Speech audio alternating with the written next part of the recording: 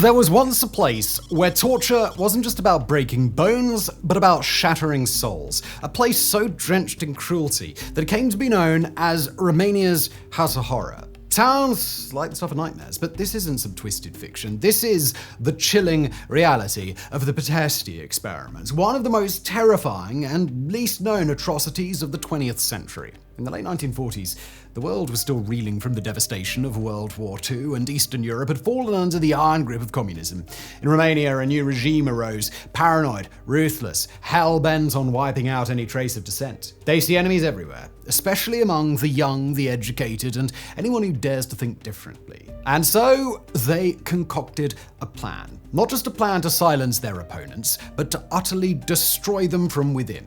They wanted to break their spirits, force them to renounce their beliefs, and worst of all, turn them into instruments of their own destruction. World War II had left much of Europe in ruins, and as the dust settled, the Soviet Union emerged as a dominant power, spreading its influence across Eastern Europe like a dark cloud. Once a kingdom with its own troubles, Romania found itself in the grip of this new communist regime. Now, Romania had a complicated role in the largest war in human history. Initially caught between the giants of Nazi Germany and the Soviet Union, it tried to play both sides but was eventually forced to cede territory to the Soviets. Enter the Iron Guard, a fascist, ultra-nationalist movement that rose to power on the back of this national humiliation. The Iron Guard aligned Romania with Nazi Germany, believing Hitler's regime would help them regain their lost territories and bolster their power against the Soviet threat. Romania participated in Hitler's invasion of the Soviet Union. That didn't go very well. The tides of war shifted, and by 1944, Romania was caught in the crosshairs of a rapidly advancing Red Army. The country's leadership, sensing another dramatic change on the horizon, switched sides again, this time joining the Allies in a last-ditch effort to avoid total destruction. Despite this last-minute change of heart, the damage was done. Romania was left battered and broken, a once proud kingdom, now a Soviet satellite state. The war had taken its toll on the land, the people, and the national psyche. Romania's leaders, desperate to prove their loyalty to their new Soviet masters, embarked on a brutal campaign to root out any form of dissent or disloyalty. In 1947, King Michael I of Romania was forced to abdicate under Soviet pressure, and the People's Republic of Romania was proclaimed. The Communist Party, backed by Moscow, quickly consolidated power, and what followed was a period of intense repression. The regime was obsessed with purging the country of any potential threats, real or imagined. Intellectuals, former members of the democratic opposition, the clergy, and especially students, anybody seen as a potential future leader, became prime targets. However, the regime wasn't just looking to punish these people, they wanted to re-educate them. It wasn't about simply making people toe the party line. The goal was to completely erase any trace of their former beliefs and replace them with unwavering loyalty to the Communist Party. The young and educated, those who had been exposed to Western ideas, those who still dared to think freely,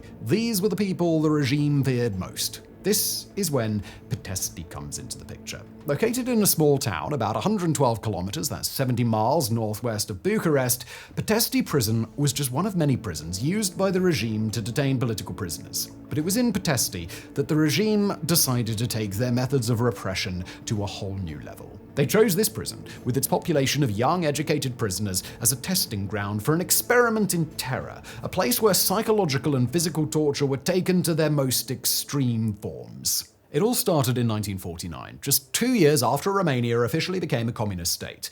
By this time, the new regime had already begun its brutal crackdown on anyone who was seen as a potential threat. Enter Alexandru Nicolshi, a high-ranking officer in the Securitate, Romania's secret police. Nicolshi was a man driven by a fanatical commitment to communism, and he believed that the only way to secure the future of the regime was to eradicate any opposition at its root.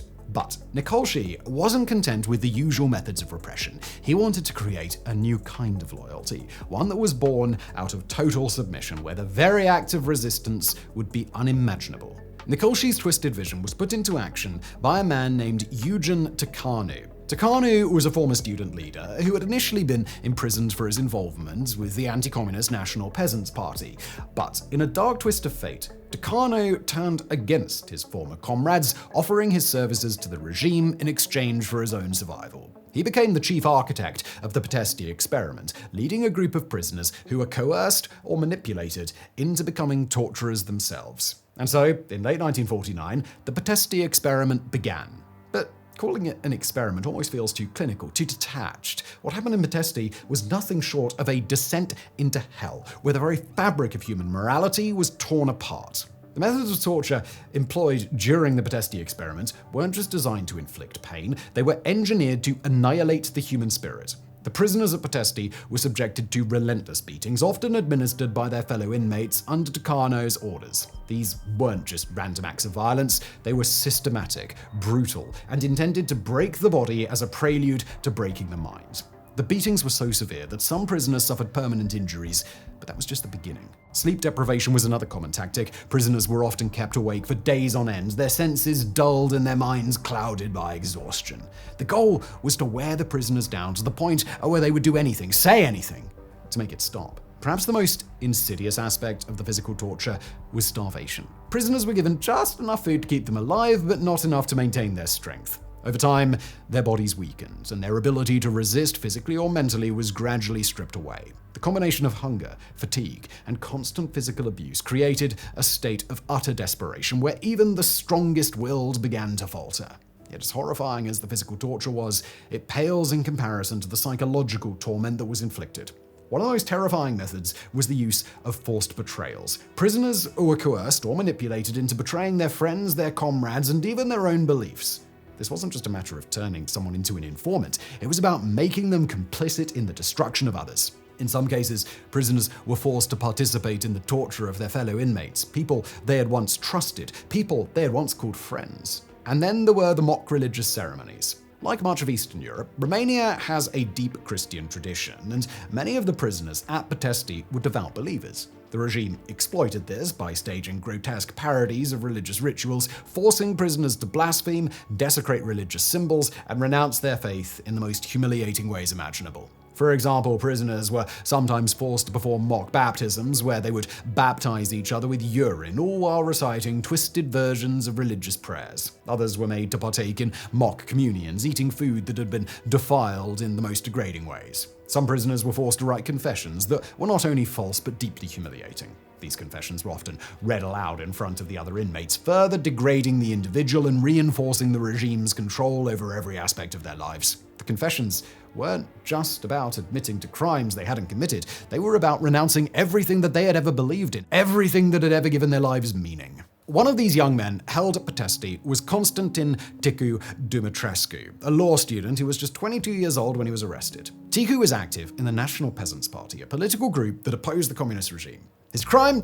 Believing in democracy and trying to organize his fellow students to resist the creeping tide of totalitarianism. For that, he was thrown into Pitesti, where he would face horrors beyond his imagination. Ticu was one of the many who experienced the full brutality of the Pitesti experiment. He was subjected to relentless beatings, forced into mock confessions, and made to endure the psychological torture that was the hallmark of Tucano's reign of terror. He later wrote that the worst part was the sense of betrayal, being forced to turn against his friends, to become an instrument of their torment, all while knowing that if he refused, the same fate would befall him. Another victim, George Calcio-Demetrius, was a theology student, activist, and devout Christian. His faith was his anchor, but that anchor was ruthlessly attacked at Pitesti. Calcio was forced to participate in countless mock religious ceremonies that pushed him to the brink, while also participating in the torture of others. Yet despite everything, Calcio's faith survived. He later said that it was his faith, battered and bruised as it was, that kept him alive through the darkest days. And there were plenty of those. Even after leaving Pitesti, Calcio was shuttled between prisons and not released until 1963. In 1979, he was sentenced to another 10 years in prison, with most of that period spent in solitary confinement. He was finally released in 1985 and exiled from Romania before settling in the United States and continuing his work.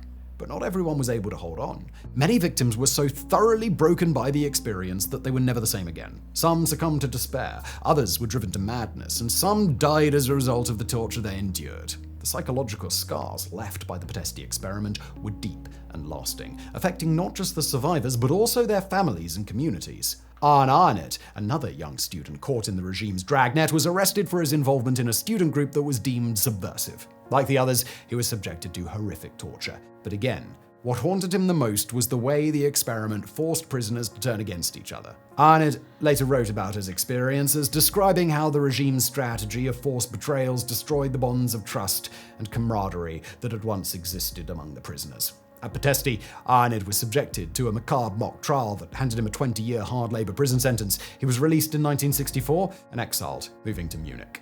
For many survivors, the end of the Pitesti experiment didn't bring relief. They were released into a world that had changed forever, haunted by memories of the torture they had endured and the people they had lost. Many died in prison, their bodies broken by the torture they endured. Others were executed after being forced to confess to crimes they had committed. And for those who survived, life after Pitesti was a different kind of struggle, one of trying to rebuild shattered lives in a world that couldn't or wouldn't understand what they'd been through. Details on the exact numbers are vague, but anywhere between 750 and 5,000 people came through the door of Pitesti prison, with up to 200 of those not leaving the site alive. By 1952, the Pitesti experiment was finally coming to an end, but not because the regime suddenly grew a conscience, no.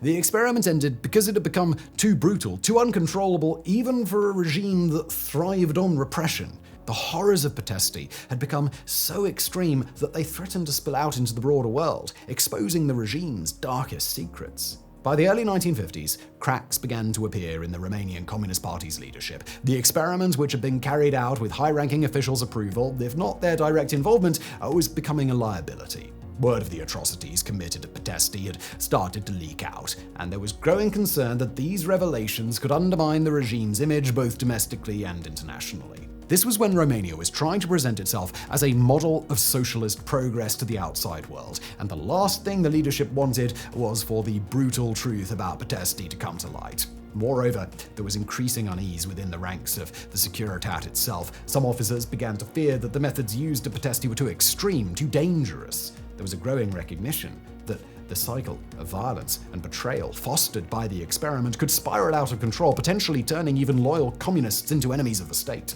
In a paranoid regime like Romania's, the line between loyalty and treachery was razor thin, and the Pitesti experiment had pushed that line to breaking point. In response to these concerns, the regime decided to quietly shut down the experiment. In 1952, the experiment was officially halted and Pitesti prison was reclassified as an ordinary penal institution.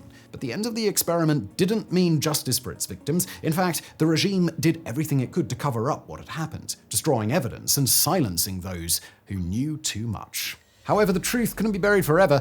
In the years that followed, details of the Pitesti experiment gradually emerged, and the Romanian government was eventually forced to address the atrocities that had taken place. This led to a series of trials, beginning in 1954, where some key figures involved in the experiment were brought to justice, or at least a semblance of it. Eugene Turcanal, the principal architect of the Pitesti experiment, was among those put on trial. His role in the torture and psychological abuse of countless prisoners was undeniable, and in 1954 he was sentenced to death and executed. But Turcanal's execution was as much about silencing him as it was about delivering justice. The regime was eager to portray him as a rogue actor, someone who had taken things too far rather than acknowledging its complicity in the horrors of Pitesti. Alexandru Nicoshi, the Securitate officer overseeing the experiment, was also brought to trial. However, unlike Turcanal, Nicoshi avoided the death penalty, receiving a lengthy prison sentence instead. Nicoshi's trial was a carefully controlled affair designed to distance the higher-ups from the atrocities committed at Pitesti. The regime's narrative was clear. Pitesti was an aberration, the work of a few overzealous individuals, not a reflection of the system as a whole. But of course, this wasn't true. The Pitesti experiment was the product of a regime that valued ideological purity over human life and saw no limits to the cruelty it could inflict in the name of its twisted vision of a society. The trials were an attempt to whitewash history, to shift the blame onto a few scapegoats while leaving the system that had enabled such horrors intact. Even after the trials, many of those responsible for the Pitesti experiment never faced justice. High-ranking officials who had known about or even approved the experiment were quietly reassigned or retired, their roles in the atrocities conveniently forgotten. The Romanian government continued to suppress information about Pitesti for decades, and it wasn't until after the fall of communism in 1989 that the whole truth emerged. The end of the Pitesti experiment may have ended the immediate horrors, but the legacy of what happened there lingered for decades. For the survivors, the physical and psychological scars remained long after the prison gates were closed.